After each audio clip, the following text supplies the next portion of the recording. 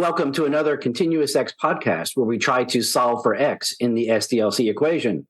Here with me is Mike Fitzurka, my co-host and colleague.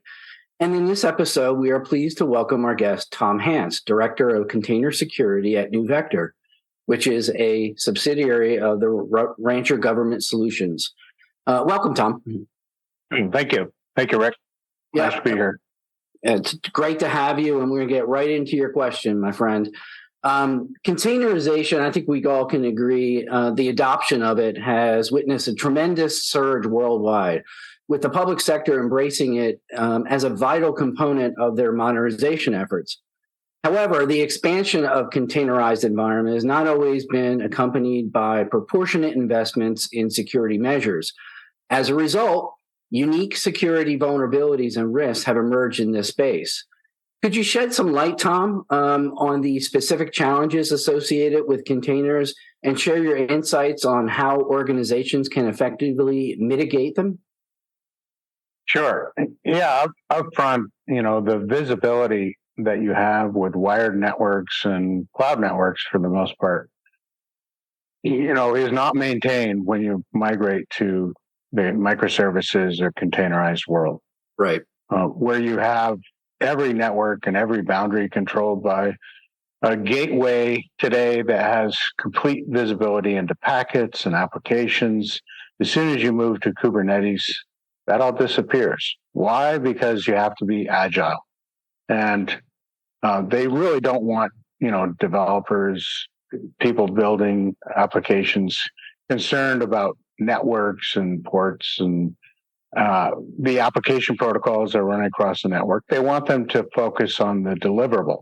Right. Again, that's part of the agility equation. And, what we end up with is kind of a guessing game associated with building applications. Yes, they're building applications, but there are multiple traffic planes that go unprotected when doing that. And those are some of the issues that security people are faced with when it comes to protecting microservices. The visibility is a critical one. If you don't know what is traversing your east-west and north-south traffic planes in great detail, like in a wired network, where you can see packet flows and you can see application protocols and processes and file system accesses and all those things, you are potentially vulnerable to attack. And this is a big issue that network managers now managing microservice networks or containerized networks have to consider when building these things out. Now, I mean, it's not to say that it's not visible through a Kubernetes layer. It's just more... it's just a very different way, correct? I mean, or are you? No, it is not. It is not visible. You cannot see anything layer 7 unless you've chosen a platform that has the capability to look inside the packets and identify application protocols.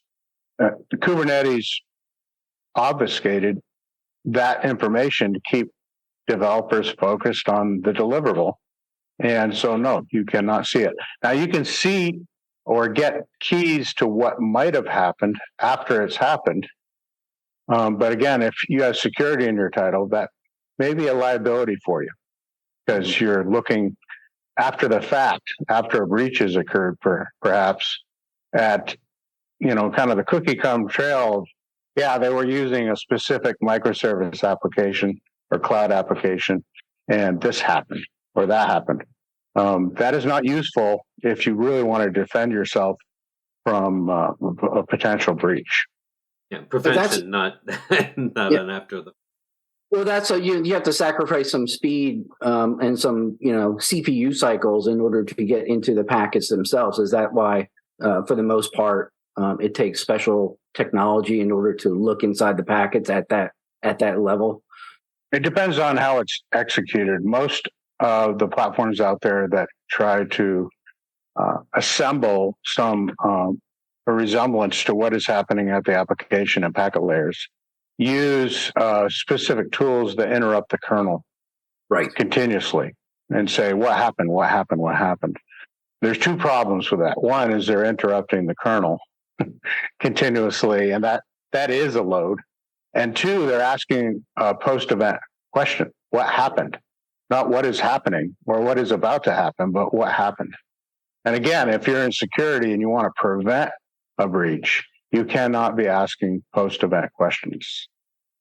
So no, most customers are using scanning as their defense for these environments. And scanning, while a very valuable component of a defense in depth architecture, is all post-event. Very similar to going to a football game. You're watching a football game, but you don't have an impact on the actual traffic on the east-west or north-south traffic planes, on the actual traffic on the football field. Because you aren't playing in the game, you're just observing it. You're scanning your infrastructure for things that have already happened that shouldn't have. And this is a fundamental issue on while agencies adopt containerized workload management and DevSecOps environments. They have to consider certainly the vulnerabilities and compliance issues that can impact code development, but they really have to pay attention more to what's happening in real time, what's happening right now, and not so much reactive. That's great, Tom. And that actually leads us into a future episode where we're going to talk about containerization and network connectivity and interactions and traffic across the Kubernetes environment. So I want to say thanks to you for this episode, and thanks to our listeners and viewers for your time and attention.